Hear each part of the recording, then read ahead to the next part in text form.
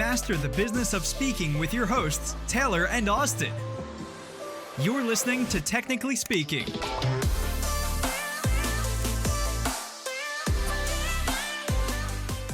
Welcome to another episode of Technically Speaking. We're your hosts, Taylor and Austin. And in today's episode, we're talking about getting out of your own way. Now, there's no denying the fact that as a business owner, sometimes we just face some huge resistance or we get stuck. Maybe we're not even aware we're in our own way, but we certainly are. And as much of a conflict as that tends to be with your personal and your professional and your business life, we kind of have to balance both as business owners. And I think it's important not only to talk about the hard maybe skills around business tactics and strategies, but also more of those soft skills about how we can become more self-aware and be the business owners that we want to be so that we can show up every single day feeling like we're in flow. And as you know, here at Speaker Flow, we're all about helping people create that optimal business experience. And while we tend to focus on the systems ends of things, there's no denying the fact that there's the personal component that allows us to be in flow in the first place. And I think in other audiences, it's really easy to see that it's really heavy on one end of the spectrum, either highly personal development stuff or highly business development stuff. And there's no denying that there's a spectrum and we need to land somewhere in the middle. And so today we brought on a very special guest, Karen Kenney. She's a certified spiritual mentor. She's a hypnotist. She studies neuroscience to help people get out of their own way, become unstuck, become more self-aware so that they can show up for their fullest day in and day out. She's been running a business for over 20 years and has an incredible personal story that has kind of led her to the position where she is today, where she helps people get out of their own way through her keynotes, her workshops, her podcasts, and her different programs that she offers at the one-to-one level. She's an incredible human being with a really, really powerful story, as they'll come to find out in this podcast episode. And I think there's a lot of relatability coming up in this episode of what it kind of feels like to be stuck or how to become more aware that you're stuck in the first place. And Karen delivers some really awesome golden nuggets along the way of some practical advice to get out of our own ways, enter that state of flow, and show up as the business owners and people that we want to show up as every single day. As always, stick around until the end for some awesome resources, and we hope you enjoy this one. Boom. Look at us. Okay, we made it. Yay. Karen. Again. Hi. Thank you so much for joining us today. Oh my God. As you guys already know, I'm wicked excited to be here. And thank you for inviting me on the show. I'm so excited to see where this whole conversation takes us. Oh, us too. Yeah, us too, for sure. Also, we talked about this briefly before the show, but I just need our audience to appreciate the fact that Karen just used the word wicked in her sentence. Wicked. Yeah, I think that's a word it's entirely underutilized in the English language today. So I encourage everybody to start saying wicked way more often. It's definitely, I'm a Boston kid. So it's definitely grew up in Lawrence, Mass. And so that wicked, it's like, oh my God, that's wicked funny. That's wicked good. It's wicked nice. Oh my God, that's wicked, whatever. And so people try to use it. And you can always tell if somebody who's not from Massachusetts is trying to use it because they often use it out of context in the way that we would use it. But if you start using wicked, people will automatically say like, oh, Massachusetts, you're a New England kid or something, right? So it's definitely a geographical little of a word, Heck yeah. The kiss definitely added to that. So thank you. We're really excited for this one. So as our listeners know, and as you may know, we do some research going into each episode. That way we kind of roughly know what we want to talk about. And we certainly do today. We found some awesome stuff. We just love your brand. Like, you are unapologetically yourself. And I think that is such an important thing these days. So respect. Good on you there, for one thing. We saw something specific, though, that made me laugh, for one thing. And by the way, listeners, if you've got children in the car or something, now's the time to cover their ears just briefly. We have the explicit label. We've warned you. But we saw this Instagram post, and I want to quote this exactly. So it said, the short answer is no. The long answer is fuck no. And I laughed at that partially because it's on the nose. So I like that. But also, I actually think it strikes a chord because saying no is really difficult. I know, like, I personally struggle with this. I know a lot of people that I talk to regularly, our coaching clients, they also struggle with this. Yes. So I'm curious, like, from your perspective, why do you think that saying no can be so challenging for people? Like, what is it about that post that made you post it? Well, so for me as a spiritual mentor and, a certified hypnotist and somebody who kind of works in the realm of why do people do what they do, say what they say, speak what they speak, believe what they believe? Why did they tell the stories that they tell, get in their own way? It's just what you're really dealing with is humans, right? Human psychology, human behavior, and saying no sometimes, especially depending on how you were raised, the environment you were raised, or whatever. Sometimes saying no, and a lot of times what we're saying when we're saying no, what we're really doing is taking a stand for something that matters to us, which is I'm saying no to you because I would rather be doing X, Y, and Z. Or I'm saying no to you or to this deal or this collaboration or this whatever, this speaking gig or whatever, because it's not in alignment with me. So there's always that danger, right? Some of people's greatest fears are fear of rejection, fear of abandonment, and fear of judgment. So there's a fear a lot of times that if I take a stand, even kindly, even compassionately, and say no, that there's going to be a consequence to that action. Especially, I can't speak for dudes, but I know for a lot of women, we're often taught to put other people's needs first. So it can feel selfish to say no. And one of the phenomena that I have experienced over many years of dealing with both men and women, and I don't mean dealing with in a negative way, it's not about dealing with women, but working with people is that, like most dudes, if you say to a guy, hey, do you want to go to the potty? They'll just say, no. And there's not a lot of follow-up. But with women, we often feel the need to not just say no. Now we have to go on this long diatribe of why. And we have to kind of explain to you why. No, I can't because I'm busy doing this, or I got to do this and I got to do that, because our desire to just say no often isn't celebrated, and it's definitely not what we feel enough. So we feel the need to over-explain why we can't do a thing. And I think the more, again, as a spiritual mentor, the more that we learn to love ourselves, accept ourselves, know we're enough, have self-worth, we start to learn that our no is a complete sentence and our no is enough. And it's just no because it's not good for me, it doesn't work for me, it's not in alignment with me, or whatever. So long answer to a short question. And sometimes that fuck no is just like, that is so out of alignment for me that, like, it's like me as a vegan, right? I've been vegan for like 20 plus years. So if somebody invites me to a big birthday party, but there's going to be like a pig roast, that's always like, oh, that's a fuck no. Like, no, we're not going and watching that whole shebang, right? So it's just a very emphatic no is that whole vibe. Yeah, no, for sure. I like it. Yeah, you really summed it up too, because one of my like follow-up questions to this, like, just starting point of a conversation, we're definitely going to dive into some deep stuff here, I imagine, but it's like, how do you choose the right things to say no to, and I think you kind of answered that, right? Like, if you're feeling like it's not in alignment whatsoever, then I mean, that seems like reason enough to say no. Is that right? Or are there any other circumstances where, like, we can be more aware of why we want to say no? Yeah. I mean, I think you hit it on the head. Definitely it's an alignment piece. So part of that is so first of all, let's put a new spin on no. There's a great quote by Hans Hofmann that says, basically, to simplify is to remove, I'm paraphrasing, but he basically says to simplify is to remove the unnecessary so that the necessary may speak. So for me, instead of thinking of it as I'm saying no to something, I'm actually saying yes to something else.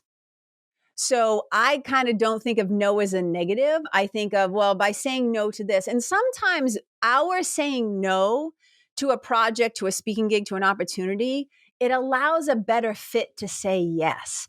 So I don't think of no's as a bad thing. How do I know if I should say no or should say yes, or what the right thing is? Part of that, and it's one of the heartbeats of the work that I do as a spiritual mentor, is to know thyself, to know what your core values are, to know what matters to you, to know what feels purposeful and intention and deserves your attention, right? If you don't know yourself, or if you don't value yourself or value your value, you'll take gigs or speaking gigs or go on podcasts that have no alignment whatsoever out of whether it's desperation or scarcity or fear. But one of the quick ways is, what's something that, just name a food or something that you absolutely hate, like would not Mushrooms. eat it. Mushrooms. Okay. That's not surprising. That's fast. So if I say to you, all right, I'm going to cook you this beautiful dinner, and do you want mushrooms on that? You pick a definitive no. You know the feeling of mushrooms, correct? Yep. Like in your body, you're like, mushrooms are fuck no, like no. Okay. 100%. So when you go to do other things, it's that tuning in, it's that going inward, and what's the energy, the vibe, the resonance? How do I feel when I think about doing this thing? Is my body enthusiastically saying yes? Does it expand? Does it get excited and curious? Or does it contract and go, God, no, no? So, and you can just start by, that's like building your intuition, your connection to your inner knowing, your inner self. And you can do it with little things like, do I want to wear red or blue today? Do I want to drink the coffee or the matcha, or like whatever? You do it with simple things. You get little victories. You start to trust yourself more. And then when it comes to bigger things, it's like, is this in alignment with my values? It might make me a shit ton of money, but will I hate myself tomorrow? Right. So if it's not in alignment, to me, there's no amount of money that's worth betraying myself. Wow. Yeah. And closing the potential doors. Yeah, that's right. Yeah. I mean, I've never thought about saying no like that, but I think like even Austin and I'll speak for both of us here, Austin, but you can put in your 2 cents, but we've maybe, I think everyone has these learning experiences, but in the context of business, let's say, saying yes to things that you really regret saying yes to after you've said yes to them. And then eventually you say no. And then it might be uncomfortable for a little while as you're getting familiar with that new territory, but then the whole world opens up to what's actually possible. And I've lived that experience, but up until now, I don't think I had a real label for it. Yeah. And I think the thing is that we can always say no compassionately, right? It's like, thank you so much for thinking of me. Thank you so much for the opportunity. It's just not a good time for me. It's not it's not a good fit right now. And we don't make it like always gratitude for the opportunity. But it's like, I always say, like, I got to love myself tomorrow. Like, I got to be able to look at myself and say, well, what was that? Am I making a decision out of love, or am I making a decision out of fear? And I'm just not interested in making decisions out of fear anymore. I'm 54. I just turned 54. I'm at an age where it's like, I got less time ahead of me than I do behind me. And I want to be most fully myself and in alignment with what matters to me and where my values are and who I really am, versus trying to Cirque du Soleil and twist and contort myself into getting anybody else's approval, right? It's like me with the divine, or whatever people call that, source, God, higher power. I don't care what anybody calls it, but me getting in alignment with the reality of who and how I want to be in the world. And I think that when we take gigs or we take on clients, or who here has ever had a difficult client and it just wasn't a fit, but you were like, I got to make rent or mortgage, so I'm going to say yes to this thing. And then you're like, fucking, like, it's just a grind, man. And there's no joy in it. Who wants to do that for coin? Nobody. For pieces of paper that we've like randomly assigned value to. Yeah, for sure. Yeah, totally. Yeah. Perspective is challenging because there's an emotional component, right? Like logically what you're saying makes total sense. And then when the rubber meets the road and it comes down to it, I mean, your emotions matter a lot. But to your point, right? Like I can look back in every single time that I've made a decision where regret might be too strong of a word, but certainly think that it would have been better had I said no instead of said yes to an opportunity.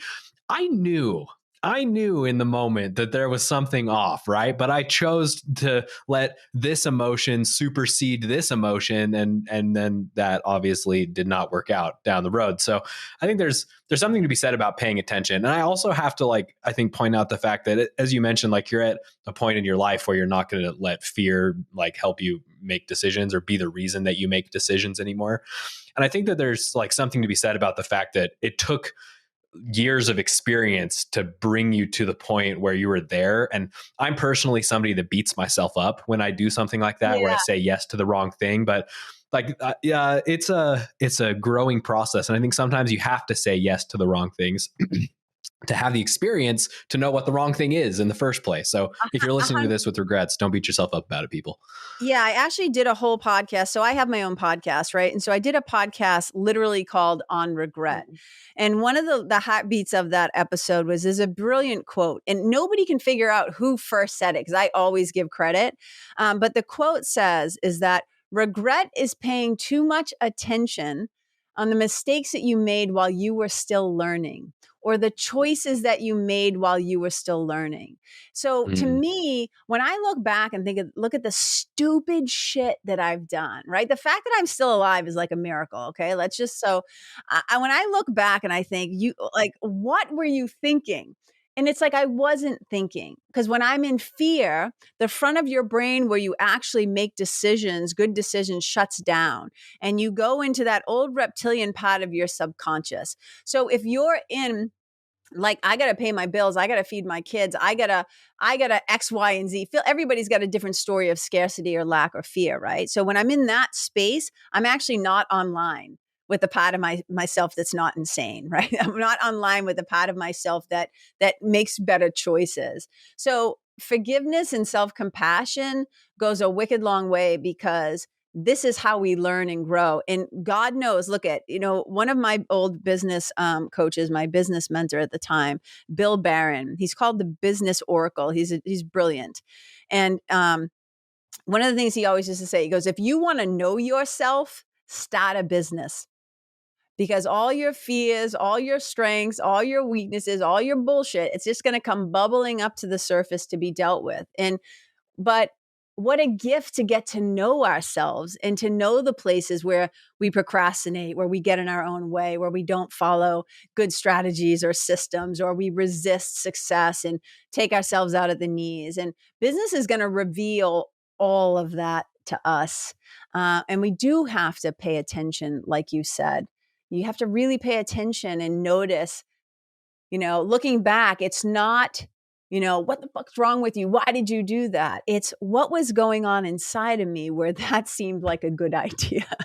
Yeah, totally.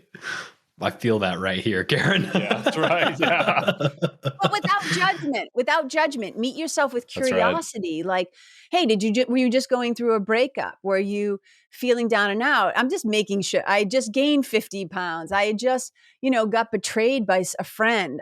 My dad just died. Like, what was going on in my world where I was willing to compromise myself, my values, or ignore? You said, I ignored that little, call it intuition, call it gut instinct, call it inner teacher, call it a red flag, whatever you want to call it. But some part of you knew, and we still trudged ahead anyways, because that other driving force of fear. And I always say to people, you have to let your love of the thing be greater than your fear.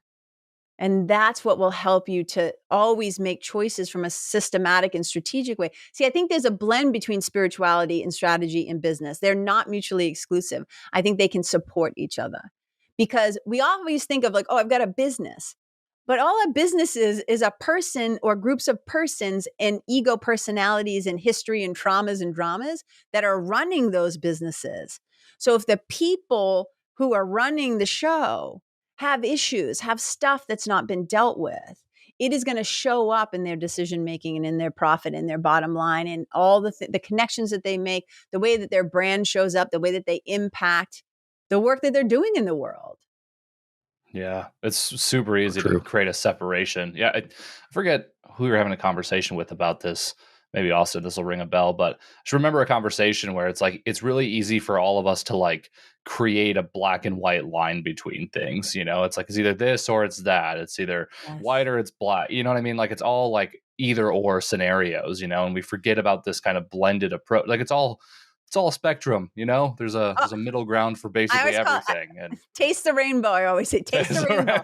It's like Skittletown in here, because it's like, there is a spectrum, and depending on who you're being that day and how you're feeling that day, you might, and this is why we have to have what I call internal, my meditation teacher, Ashwaran, talks about having, installing internal stabilizers. so that when everything else is getting rough out there on the sea of life, like we can stay steady to who we know ourselves to be, how we want to be. And that's why, like, knowing your principles, like knowing your core values, knowing what you stand for, because your core values are going to be like the things that guide you in your decision making in both your personal and your professional life. But if you don't take time to spend time with yourself and to contemplate and have a spiritual practice and to get quiet enough in here, the chatter gets a little loud upstairs, right? The chatter gets a little loud in there. Other people's opinions, what your parents said, the kids who bullied you, all that stuff is floating around in there. And if we don't create this place within us where we come to know ourselves and trust ourselves, it's really easy to get tossed about by the ups and downs financially, the ups and downs of, whatever. And you just see it. You see it in social media, like people getting swayed by, you want this many followers, do this, get the blue check, get all that external validation. But external validation doesn't mean shit. I'm like, if you like yourself, then social media likes don't matter.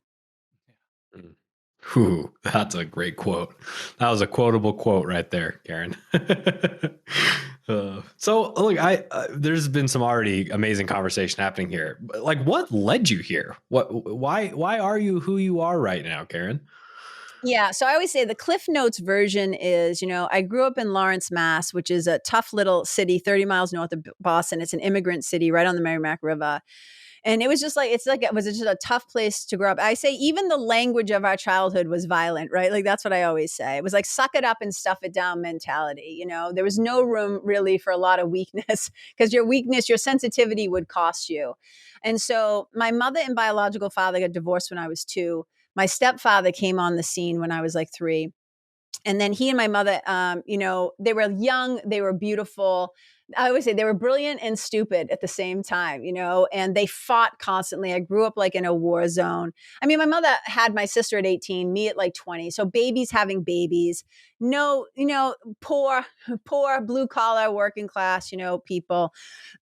And during one of the times that my parents were separated, they would get separated all the time. My mother went out one night, and we woke up the next morning and she wasn't there. So it was my sister, who was 13, about to turn 14, and I was 12. And my mother was just missing. She was gone all day. I went to school. My sister stayed home. And when I got home, she still nobody had heard from her or whatever. And then basically my stepfather, who we hadn't seen in many months because they were separated, showed up on the scene and basically just said to us, your mother is dead. That's what he said. I'm just going to tell you, your mother is dead. And it was already in the paper that day, and come to find out that my mother had been murdered. She had been beaten to death, and her body was found by some cemetery workers. So it was brutal. It was tragic. She was gone overnight. My family didn't talk about her. It was like, there's no manual on what do you do when somebody you love is murdered. So everybody it was literally like the sun to my universe was like put out overnight.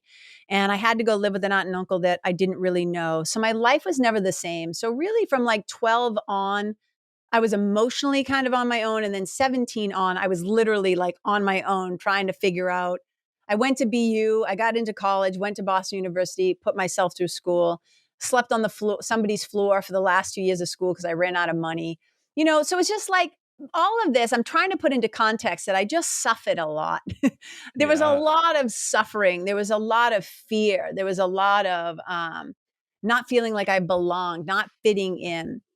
And over time, because I was always a reader, I always loved words and books and stories. So like books saved my ass. I literally have a whole chapter in my memoir that I'm writing. Like it's a love letter to Stephen King, because like Stephen King like saved me with his books.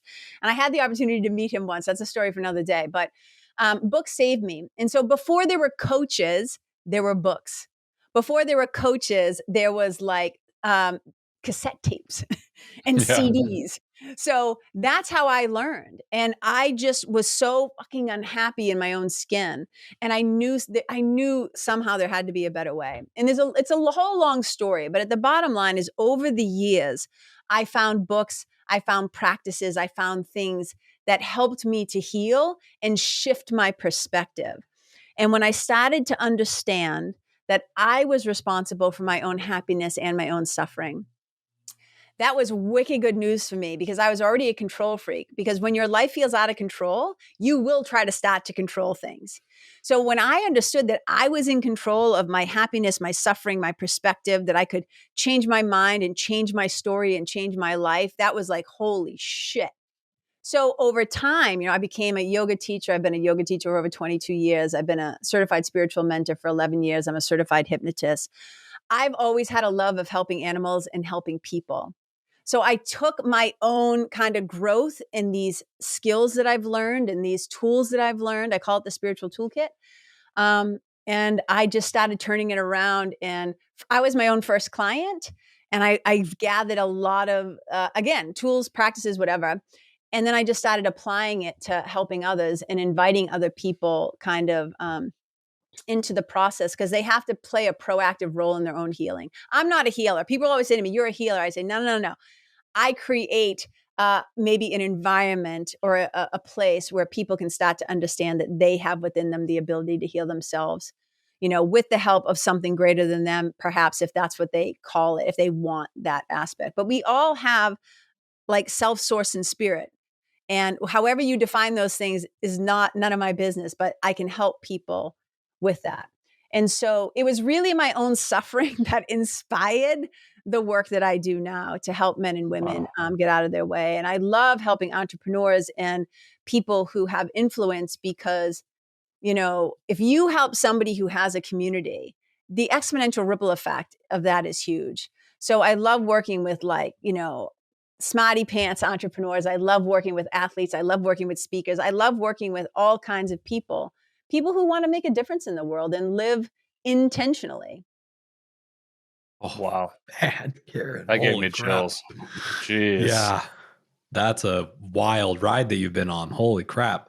I mean, I love, like, one of the things that we talk about internally at Speaker Flow that's important to us is that we take our own medicine. Like, I really believe that if you're going to teach the world to do something, you better be the best example of doing that you can find, right? And like, you really are, like, you're the model of that in so many ways. Like, you had, right, there's that story of like the twin brothers that like their parents are alcoholics or whatever, right? And 20 years down the road, they interview them. One's super successful, the other one is homeless or whatever, and they ask them why, and both of them say, well, my parents were alcoholics. Yeah. So like you had every reason to let the world kick you down, and you made the intentional decision not to. You pushed through, and you found resources and tools and ways to help yourself. And now that you've translated that into helping other people, I'm sure that fuels your own personal development even further, right? We teach what we need to know most ourselves. Yes.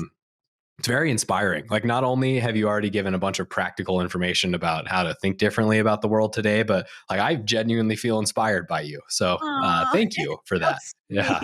That's so sweet. Thank you so much. I mean, it's my greatest joy. And I always say to people, when I'm talking to a one-to-one client or in my group, The Nest, I always say to them, you guys, I'm not finger wagging. Everything that I'm saying to you is for my ears first. Like it's for me first. It's like also reminder. It's because repetition, we know repetition is the mother of all learning. So there's no, I just did a podcast episode called There's No One and Done. In this journey, right? There's no one and done. It's like, we've got to maintenance. We've got to have maintenance, just like you would do maintenance. I'm like, you're not going to take your car in for one oil change in the whole life of the car and say, oh, we're good. That's it. I only needed one. So this work that I do for myself first and foremost, and then to others, with others, is I always benefit from that. All the spiritual traditions say some version of it's in giving that we receive. And I really believe that. So I get to benefit every time I get to, have the privilege and the honor of working with somebody. I get to benefit because I'm always a student too. Like, even talking to you guys, like, I'll walk away. Like, when I was first talking with Taylor, and I was like, so tell me what you guys do exactly. And I'm like, cool. And so every time that I interact with another human being, I try to also show up as somebody who can listen and who can learn, and to show up with, enough humility. Because as soon as you say I'm the expert, and as soon as you say these two words are the two words that get people in so much trouble, when you say, I know. Because as soon as you say, I know, there's no room to learn, to change, and to grow. And we're also hung up on being like, what's the expert? Niche down. You're the expert. I'm like, the only thing I'm the expert at is being myself. That's the only thing I'm really the expert on. Everything else is open to growth. And in fact, when I do my podcast, I always say, hey, let's keep in mind, this is what I think and believe today. I might think and believe something different 20 minutes from now because I got smarter, because I learned something new. So I don't have to look back on my earliest episodes with regret and go, oh God, I can't believe I said that. It's like, well, that's what I knew at the time. I did the best that I could. Now I know different. I'm going to do better. So I try to just give earlier and younger versions of myself, just like cut me some slack and give me a break because I was doing the best that I could, you know?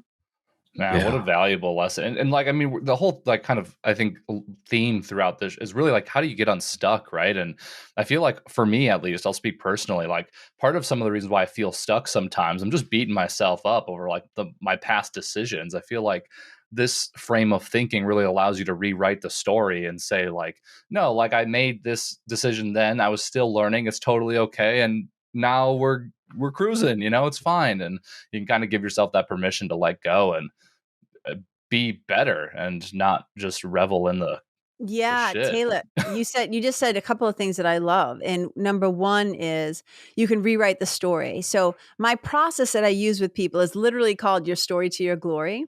And that's one of the steps is rewriting the story. Rewriting the stories that we tell about ourselves, each other, in the world. Okay. But the other thing that you said is that I start to beat myself up. Like I get stuck in that. So a really powerful question you can ask yourself is not like, right? Whose inner voice, whose inner critic says things nicely? Not mine, right? So normally the language is like, what the fuck's wrong with you? Why would you do that? Da, da, da, da, da, da. So instead of saying, why did you do that? Or what's wrong with you? Again, you can say, what did I learn from this? Because you know that saying, right? It's not failure, it's feedback. And even that has a little bit of coolness to it. It's a little bit of emotional distance to it. But it's like, okay, I can't. So in 12-step programs, I have many friends in recovery, and they have said, there's a saying in AA, I guess, that says you can't build a better past. And you can't. There's no point sitting there berating yourself for what younger you did. But I can now going forward with that information. But the missing piece is, did I stay stuck in the ego of shame, blame, judgment, attack? Or did I ask myself, oh, what did that experience teach me? Well, number one, I never want to do that again. I don't want to feel that again. So now I'm going to be more intentional. I'm going to pay more attention. I'm going to pause in between stimulus and response, right? Right in that middle magical place. I'm going to pause and I'm going to get right with myself. And I'm going to ask myself some questions. Is this something I really want to do? Am I doing this out of fear or love? Is this going to benefit me? Is it in line with my values? And we're such in a society where we expect everything to happen so fast, so immediately. Let's go. I texted you. Why didn't you text me back? I sent you a DM. I'm like, hey, I got a life to live. I don't live with my phone attached to my face. You know, it's not the oxygen that I breathe. So I'll get back to you when it feels good to my nervous system. Yeah. I'm not being bullied by your putting that urgency. in my email line. Yeah. I'm not being bullied by your made up urgency. You know what I mean? That's not interesting to me, living life that way. So here's my whole point. We don't have to get stuck in beating ourselves up unless we want to. Wow. I'd rather, part of my whole thing is I want to be free, man. I want to be in the flow. I always say, I call it hashtag F3, fun, flow, and freedom. If it's not fun, if it's not lighting me up, I'm really not that interested.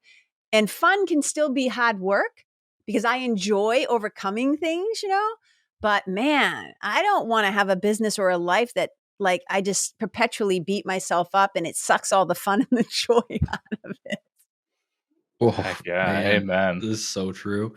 I love the thing that like is really standing out to me about, at least this is how I'm receiving this. So steer me from the rocks here if need be, Karen. But like you really have this sense of like self-power. Like there's intentionality is certainly like a part of this, but like what you're saying is that like we have the power to choose how we are going to react to things and what we're going to do about that.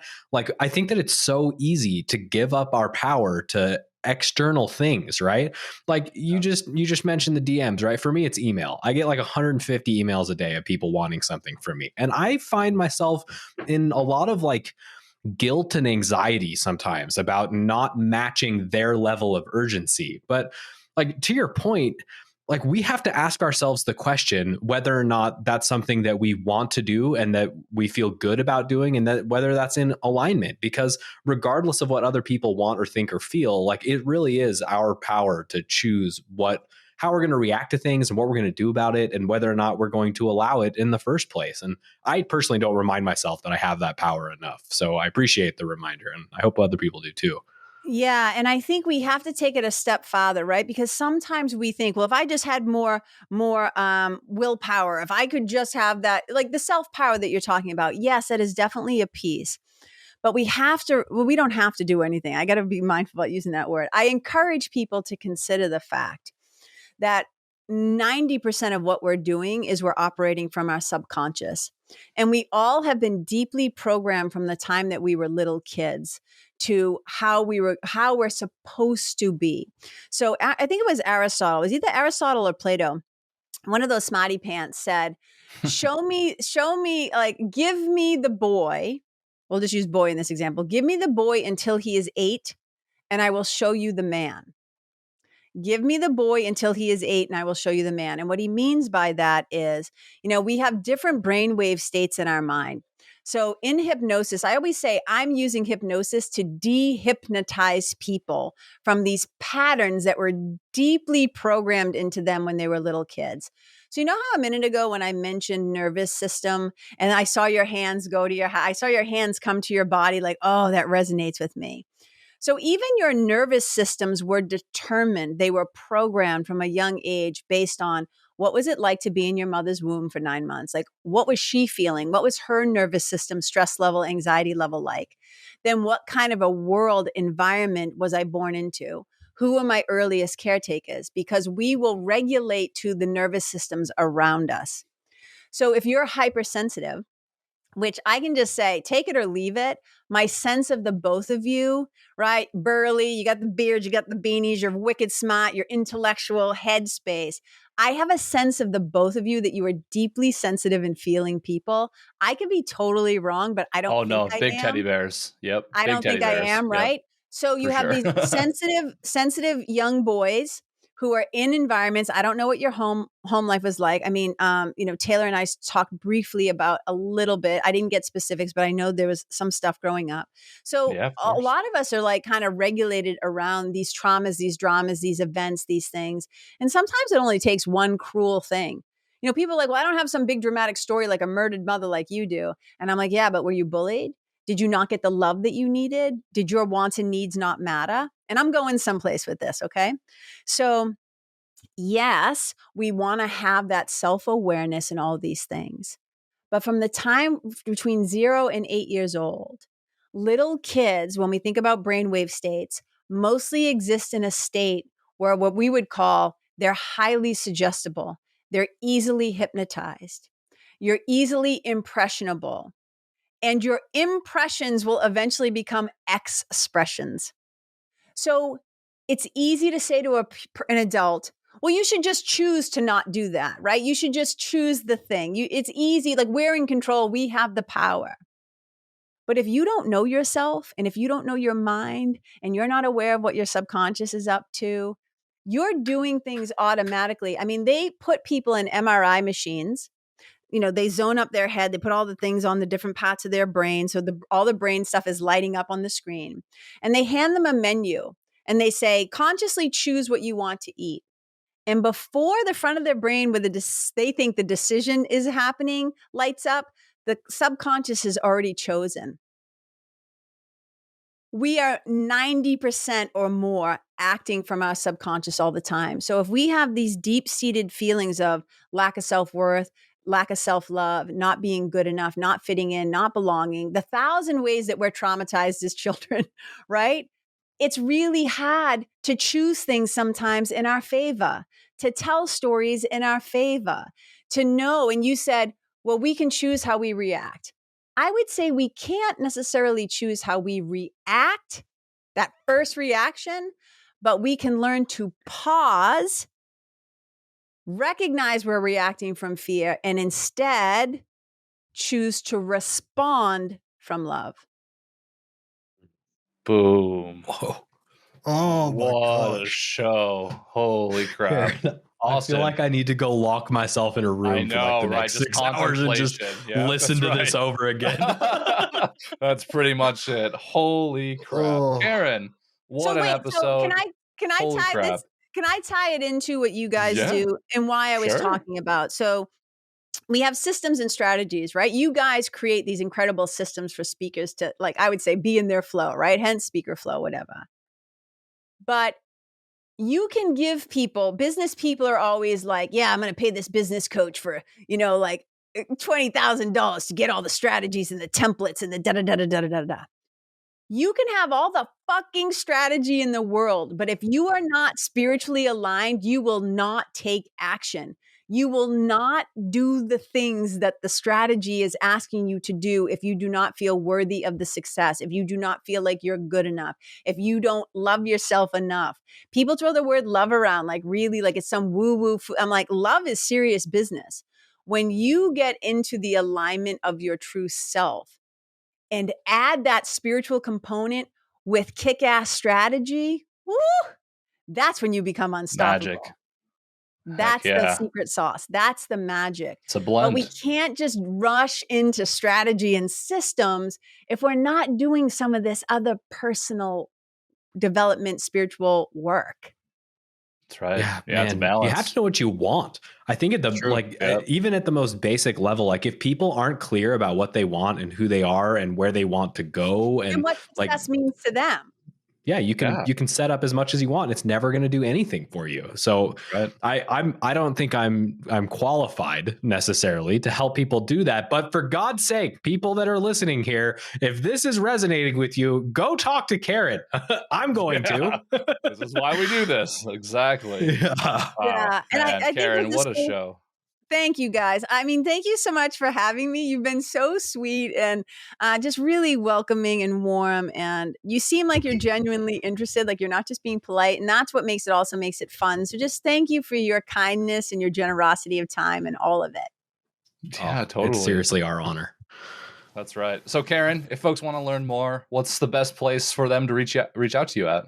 Sure. So they can find me on my website. It's just Karen Kenney, KENNEY.com. You can find me on Instagram at Karen Kenney Live, LIVE. Same thing with Facebook, same thing with Twitter. I have a podcast, The Karen Kenney Show. You can find it wherever things are streaming, Spotify, Apple, everywhere. I work one-to-one with people in spiritual mentoring, also doing subconscious reprogramming, brain science, healing, hypnotherapy, and spiritual mentoring in a program that's called The Quest. And then I also have a membership, a group membership. It's a spiritual community and membership, and that's called The Nest. So there's a bunch of different ways. And if you dig this and you're like, who's this chick? I want to know more. Just go check stuff out. Send me a DM, talk to me, whatever. And and I always say I work with people who are really serious and ready to make change. And I just want to say, ready doesn't mean that you're not still a little nervous and scared, because this is big stuff, right? So I mean, I'm just so happy to have the opportunity to have some of your listeners get to know me, for me to get to know you, and it's just been a happy honor and a delight. So thank you again for having me on Speakerflow. Of course, it has been an absolute pleasure. Guys, if you like this episode, don't forget to rate it, like it, subscribe to it. If you want more awesome resources like this, go to speakerflow.com/resources. Bye, everybody. Bye. Thanks for tuning in today. Check the show notes for more info and see you next time. Later.